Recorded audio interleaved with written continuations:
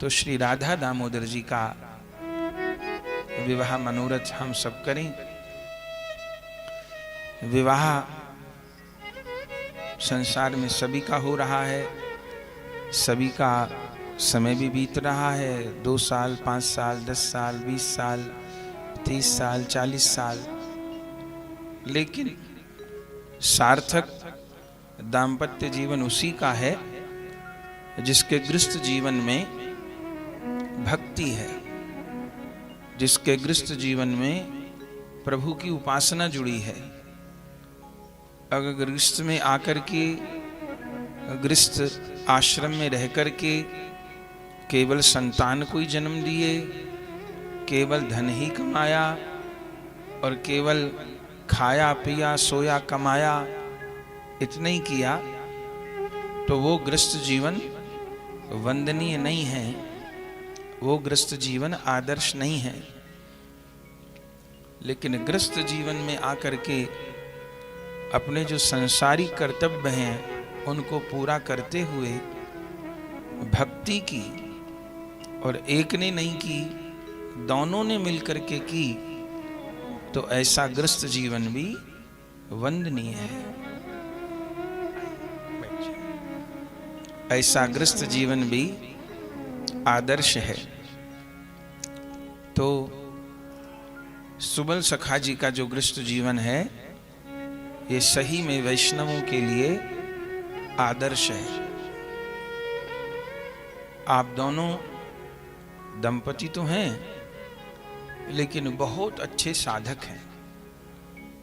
ऐसे साधक बहुत कम ही मिलते हैं। हमने आपके घर में रहकर देखा है, इतने समय से आपको देख रहे हैं, दोनों पति पत्नी 3 से 3:30 के बीच में उठ जाते हैं। ये अनुष्ठान नहीं, ये प्रतिदिन का इनका जीवन क्रम है, इनकी दिनचर्या है।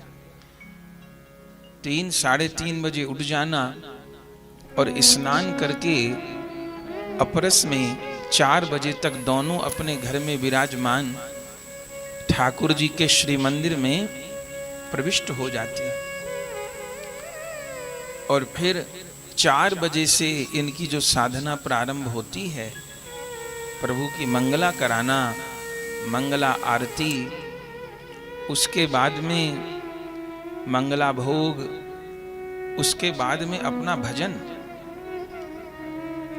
कई घंटे का आपका प्रतिदिन का भजन है जो पति पत्नी मिलकर करते हैं। उसके बाद ठाकुर जी की सब सेवा अपने हस्तकमल से, ठाकुर जी के स्नान, श्रृंगार, भोग, आरती, और जो आपका 4 बजे से साधना का क्रम चलता है, वो आपको आश्चर्य होगा कि दिन में 10:30, 11 बजे तक आपकी साधना चलती है, जिसमें आपका नित्य का भजन, ठाकुर सेवा, और कहीं 11 बजे जाकर के प्रतिदिन 11 बजे में जाकर के आप लोग कुछ ग्रहण करते हैं। हमने तो कई बार कहा कि इतना लंबा आप अवकाश देते हैं तो कुछ ले लिया करो, पर बोले निभ रहा है महाराज जी कृपा से, तो कोई बात नहीं।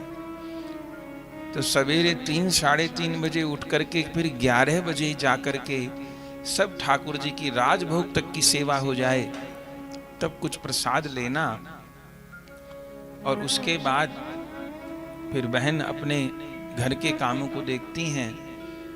और ये सुबल सखा जी जो इनका व्यवसाय है, जिसको अपने घर में ऑफिस से ही देखते हैं, उस तरफ जाते हैं, और वहां पर भी बस 5-6 बजे तक रहते हैं। कितना कोई जरूरी फोन हो, कितना कोई रिश्तेदारी हो, 11 बजे से 6 बजे के बीच में फोन उठाएंगे। इस कारण रिश्तेदार नातेदार भी नाराज हो जाते हैं कि भाई ऐसा कैसा जीवन कर लिया जो 11 बजे तक फोन नहीं देखते, फिर शाम को 6-7 बजे के बाद नहीं देखते, और 6 बजे 7 बजे तक पुनः फिर घर पर आ जाना, और फिर ठाकुर जी की सेवा में शाम को 6 बजे से लग जाना, जिसमें संध्या आरती, फिर प्रभु का ब्यारू, फिर प्रभु की शयन आरती, फिर ठाकुर जी को कीर्तन गा करके शयन कराना, और फिर रात्रि को विश्राम करना, फिर सवेरे 3 बजे उठ जाना। ये हमारे अपने जन हैं, हम इसके लिए बड़ाई नहीं कर रहे। इनको संकोच ही होगा कि हम माइक में ये सब बातें बोल रहे हैं, पर हम क्यों ना बोलें, हम क्यों ना बोलें, इन बातों को क्यों छिपाएं? ये कहने लायक बात है ना, इन क्यों छिपाएं इन बातों को? ये तो आदर्श बात है।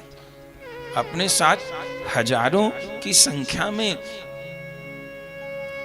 पति पत्नी जुड़े हैं, अपने यहाँ वैष्णवों की कमी नहीं, खूब वैष्णव हैं, एक से एक वैष्णव हैं, लेकिन इतना भजन के प्रति आग्रह दुर्लभ है। तो ये सबको सीखने लायक जैसी बात है। और ये इनकी एक दिन की दिनचर्या नहीं है, ये इनकी वर्षों से प्रतिदिन की दिनचर्या है। और उसके बाद इतनी सेवा, यहाँ आश्रम की इतनी सेवा करना, उत्सवों की इतनी सेवा करना जिसकी कोई सीमा नहीं, हृदय में इतनी उदारता कि पता नहीं मैं क्या कर डालूं सेवा के लिए,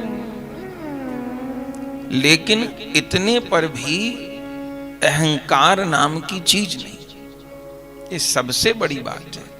नहीं तो आदमी के पास 4 पैसे आ जाएं, आदमी को आदमी कहना बंद कर देता है।